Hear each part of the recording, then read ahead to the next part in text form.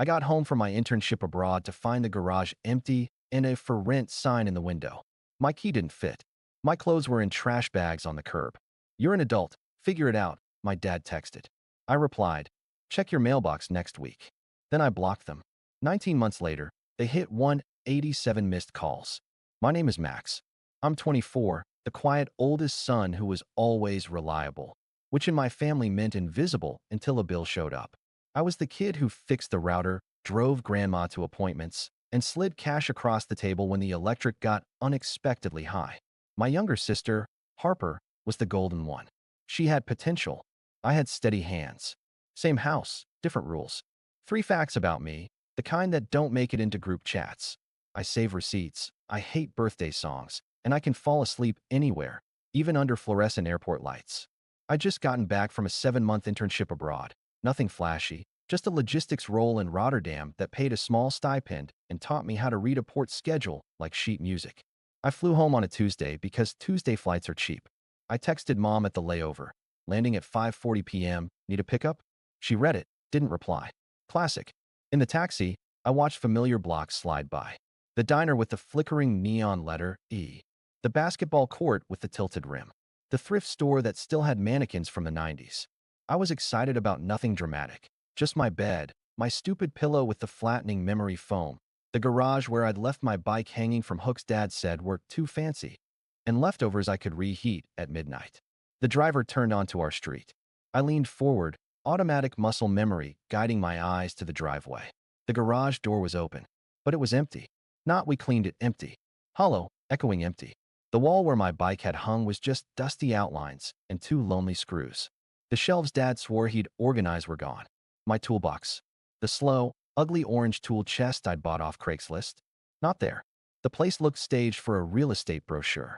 I got out with my carry-on and the tiny suitcase that had carried me through 3 countries and 5 night buses, and I walked up the walkway in that weird quiet you get on a too hot evening. There was a plastic sign in the window I'd never seen before.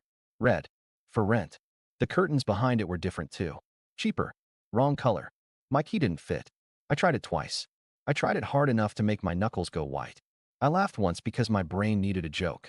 Then I stopped laughing, because on the curb by the neighbor's recycling bin were 4 black trash bags. One had split down the side. A blue shirt I knew too well, my shirt, was peeking out like it was embarrassed to be caught outside. I touched the doorknob like it might explain itself. Then I stepped back and scrolled my phone with the slow stubbornness of someone who refuses to understand a simple fact. 2 unread texts blinked up at me, both from Dad, sent while I was in the air. "You're an adult. Figure it out." We needed the space. Don't be dramatic. The air felt thick. I looked at the for rent sign again, at the bags on the curb with thrift store stickers on 3 of my books, at the empty garage that had been my small pride. Somewhere on the block, a dog barked like it had a schedule. A neighbor's sprinkler ticked on, slicing the heat into regular sound. For a second, I was 6 again, holding my report card in the kitchen while Mom said, "That's what you're supposed to do." And the conversation moved on. For a second, I was 19, transferring $150 to Harper at midnight because the app won't let me order my textbooks unless I add the rush fee. I stood there on the sidewalk with my suitcase and a cheap airport sandwich in my backpack, and I felt something old and heavy in me turn over, like a log in a fire finding a new surface to burn. Across the street, Mr. Patel paused with his dog. "You back, Max?" he called friendly. I opened my mouth to say yes, and what came out was, "I guess." I didn't knock. I didn't call. I slid my phone into my pocket and knelt by the trash bags, picking out what was mine, one ordinary, humiliating item at a time. A t-shirt with my high school logo. My beat-up running shoes with the flap on the heel. A mug with chipped glaze that said "World's Okayest Son." I put them into my suitcase, zipped it closed, and felt the zipper catch on a thread like even it had questions. Then I sat on the curb in front of a house that apparently wasn't my home anymore and stared at the porch light I'd rewired last summer while Dad watched baseball inside and yelled, "Don't blow the breaker, genius." Somewhere between the last time the mower lines were straight and this moment right now, a decision had been made. Not by me, not with me, just about me. I watched the sun slide behind the neighboring roof. I waited for anger big enough to carry me. What arrived instead was quiet, clicking into place like a lock. When I was 10, Dad called me banker like it was a joke. "Banker, hand me the tape," he'd say while I held the roll. fixing a cardboard box because he refused to buy storage bins. At 12, I learned the actual jokes were about me. Max loves chores, Harper would say, and they'd laugh because I didn't argue. It wasn't a cartoon villain household. It was the kind where everything had an explanation if you wanted one. Dad worked construction and said his back hurt. Mom managed scheduling at a clinic and said her nerves were shot. Harper had a lot of pressure, which, over the years, covered everything from dropping a class to totaling a car because the light was confusing. Money talk always found me. When I started bussing tables at 15, Mom borrowed $60 from my tip jar for the water bill and texted, "We'll settle up." We never did. The first time Harper needed books, "Today, or else I'll be behind all semester." I sent $175 at 11:47 p.m. The last time, it was $380 just until Friday. Friday became next Friday. Then the card randomized my payment date, then silence. When I asked, she sent a single skull emoji, and "You're seriously keeping score?" Wow. I kept score anyway. Quietly.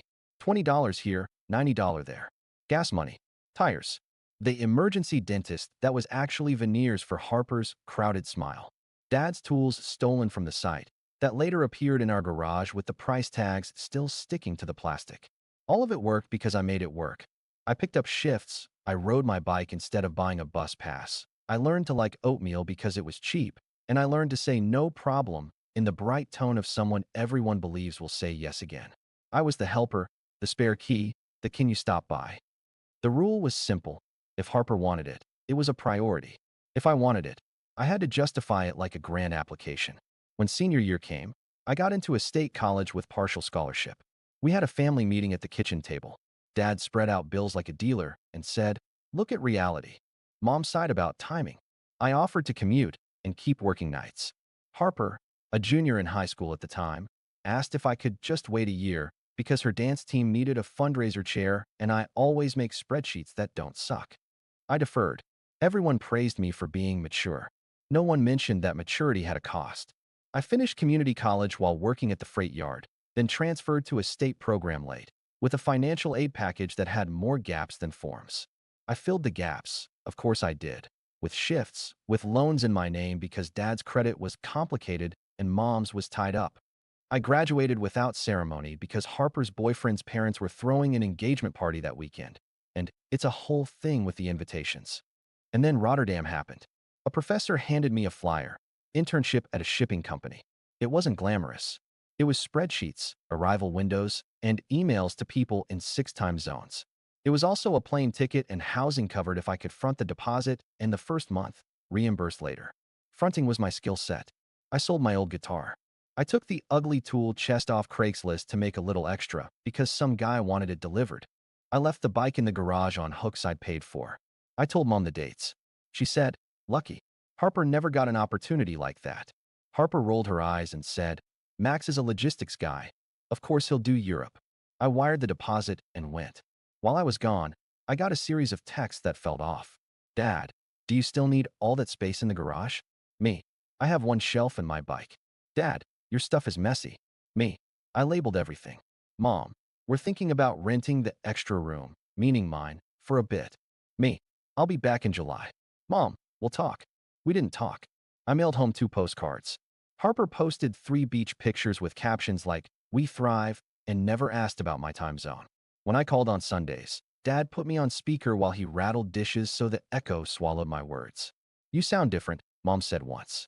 "Like you think you're better." I bit my tongue so hard it tasted like pennies. The rent thing escalated in a way that only makes sense if you've lived inside the long game of a family that decides you're a resource.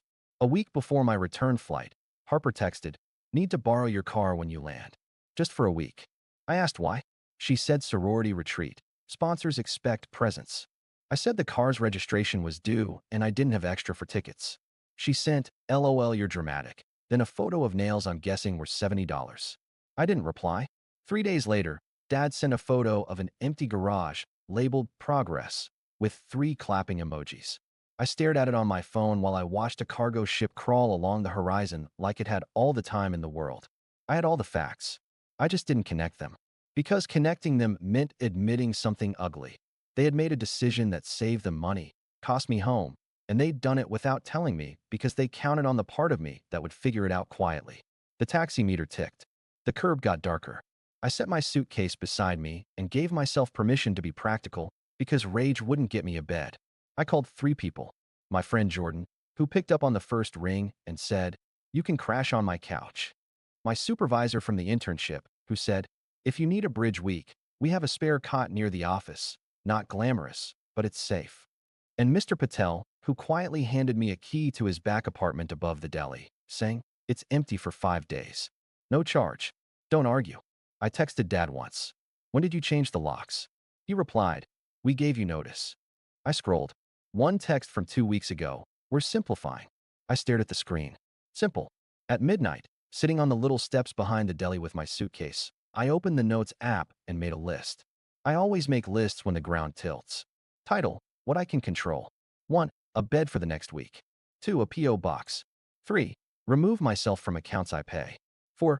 Pick up my SS card from the drawer if it's still there. 5. Stop being a wallet with feelings. In the morning, I'd go back for the rest of my clothes before the trash truck came. I'd walk up at 6 a.m. with a duffel and no apologies. I'd get my documents, not because I wanted to see anyone, but because you learn the hard way to secure the little things. I fell asleep to the hum of the deli fridge. I dreamed about ship horns and spreadsheets that balanced themselves. When I woke, my phone had 3 missed calls from Mom and a text from Harper. "Can you Venmo me $230 by noon? My tuition portal is glitching." No question mark. No greeting. I stared at that number and thought about the empty hooks in the garage. And the part of me that always flinched first didn't move. The big scene wasn't a wedding or a gala. It was a kitchen. It was Saturday. I'd gone at sunrise, grabbed what I could from the bags, then stood at the door until Dad opened it because he thought I was the new tenant. He blinked. "Oh, morning," I said. Calm. I shifted my duffel higher on my shoulder. "I need my documents. Social, passport, the little fireproof folder in the bottom drawer. Then I'll be out of your way." Dad stepped aside like he was granting a favor. "You can't stay here," he said preemptively. "We have a lease for the room." "I know," I said. "I saw the sign." Mom appeared, hair in a towel, eyes already narrowed like she could smell a disagreement.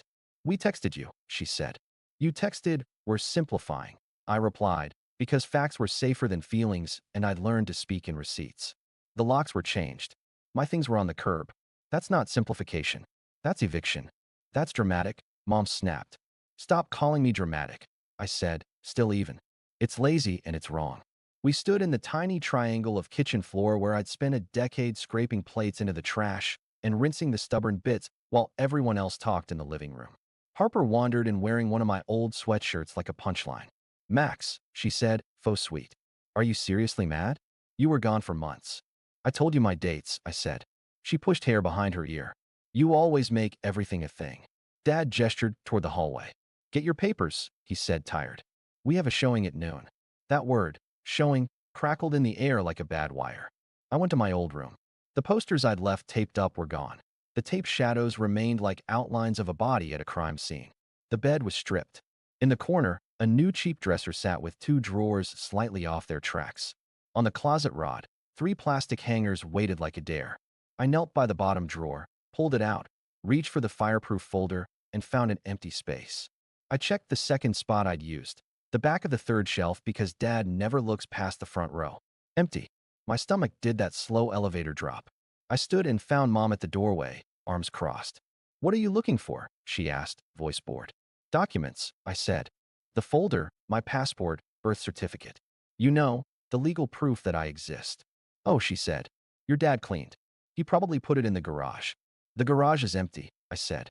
Her mouth did a sympathetic twist that always meant, "I'm not sorry." "Check the hall closet," she said. I did. A stack of boxes labeled KITCH, bath, and H for Harper. None labeled Max. On the top shelf, my toolbox sat open, half the sockets missing. I took a breath that felt like it had edges. "Found my toolbox," I said, which is wild because it was in the way last month. Dad shrugged. "We used a few things." I held up the empty socket strip like a visual aid. "A few." "Stop," Mom hissed, glancing at the clock. "Tenants don't like drama." Something in me clicked. Not a spark, more like a seatbelt locking. "No," I said, calm enough that all 3 of them looked at me. "You don't get to toss me, keep my tools, list my room on a website, and then call me dramatic because I asked for my passport. We are going to fix 3 things right now. 1. I'm leaving with my documents. 2. You're done asking me for money. 3. My name comes off every bill I've ever been roped into. Phone plan, car insurance, utilities with my social as the guarantor, all of it. Today, Dad snorted. You can't just. I can, I said. I already did the P.O. box. The rest is paperwork. Harper rolled her eyes. You really think you're above family now? This isn't about revenge, I said, voice steady enough to surprise even myself. This is about closure. I'm not your safety net. I'm not your collateral. I'm your son, and you don't treat sons like storage. Silence. Real silence. Not the kind where someone is prepping a speech. The refrigerator hummed like it wanted to be a white noise machine. Mom broke first. You owe us, she said quietly, like a last card down on the table. We raised you. I nodded once. And I worked. And I paid. And I did my share, and then some. I'm done being punished because I'm dependable. Dad's jaw tensed. If you walk out like this, don't come back asking for help. I never asked, I said. But you keep asking me. I found the folder in the laundry room, of all places, on top of a dryer sheet box, like a joke only a clerk at the DMV would enjoy. I slid the passport and certificates into my duffel. On the way out, I unplugged the little Wi-Fi mesh node I had bought and installed and set it on the counter. This is mine, I said. The main router, too. That's petty, Harper said. No, I said, finally letting a small smile out. That's accurate bookkeeping. Dad took a step toward me. Don't you dare take the... Call the police, I said. And tell them you changed the locks on your kid and put his clothes on the curb. See how that story sounds when it's not in your kitchen. We stared at each other for a long beat. He stopped moving. He wasn't used to me not blinking first. I'll be mailing you something next week, I said, slinging the strap across my chest. Read it. And then don't text me again unless it's about a death or a medical crisis. I mean it. Max, Mom said, voice going syrupy, don't do this. I already did, I said, and walked out. Down the same path I'd mowed every July since I was 15, past the empty garage, past the cheap sign in the window, into the heat that felt like a clean slap. On the sidewalk, my phone buzzed with a new message from Dad. You're an adult. Figure it out. I looked at it, typed my reply, and sent it without shaking. Check your mailbox next week. Then I blocked them. The envelope I sent wasn't a grenade. It was a boundary. 12 pages, simple words, printed at the library because Jordan's printer was out of ink. The cover letter said, "This is not revenge. This is notice." Inside, I listed every account bearing my name that touched theirs. Cell plan, termination date, confirmation number, car insurance, removed 2 drivers from my policy, confirmation number, electric bill at the house, my social removed as guarantor, starting 1st of the month, confirmation number, streaming platforms, shared logins, random monthly charges that quietly appeared and never got discussed, done. I included a ledger because I'm me, not to demand repayment, but to show the math of my life. 5 years of loans with dates and amounts. $9,842 total. At the bottom I wrote, I'm not collecting. I'm closing the account. I also enclosed a spare house key, a photocopy of the Wi-Fi receipt, and a notarized letter stating I would no longer authorize the use of my name, credit, or income on any application. Any attempt will be considered identity misuse, it said. I paid for certified mail. I kept the little green slips like trophies. Jordan and his boyfriend, Luis, gave me their couch for 3 nights and their spare room for 2 weeks after their roommate moved out unexpectedly. You can stay as long as you need, Jordan said, waving a spatula at me while trying not to burn quesadillas. Also, dude, that was the calmest nuclear boundary I've ever seen. I laughed for real that night for the first time in days. Day by day, I handled the boring miracles. A P.O. box key on my keychain. A new bank account. No joint users, no shortcuts. I checked my credit, found 2 inquiries from a car lot I'd never visited. I disputed them with the quiet, stubborn energy that had kept me alive in that house. I took an entry-level operations job at a local shipping firm, the same industry as Rotterdam, but with better coffee and a boss who remembered birthdays with cupcakes and names spelled correctly. At 6:05 p.m. on the 3rd Thursday, I got the delivery confirmation, signed by M. The next morning, I woke up to 14 missed calls. By noon, 39. The voicemails were a whole season of television. Mom crying, Dad furious, Harper incredulous, and Ann I hadn't heard from in 2 years telling me family isn't a contract. A cousin whispering, I'm proud of you, man, like it was contraband. I didn't respond. I put my phone on Do Not Disturb and folded laundry on the floor of a room that was mine because my name was on the lease and because my rent cleared from my account alone. The quiet felt heavy at first, then clean. Life shrank into routines that belonged to me. I bought a cheap bike off Marketplace and rode along the river before work. I learned the names of 3 baristas and the correct way to ask for the muffin that doesn't taste like a candle. I went to a free legal clinic and asked a volunteer attorney to glance over my letter. She nodded and said, "It's tight. You did good."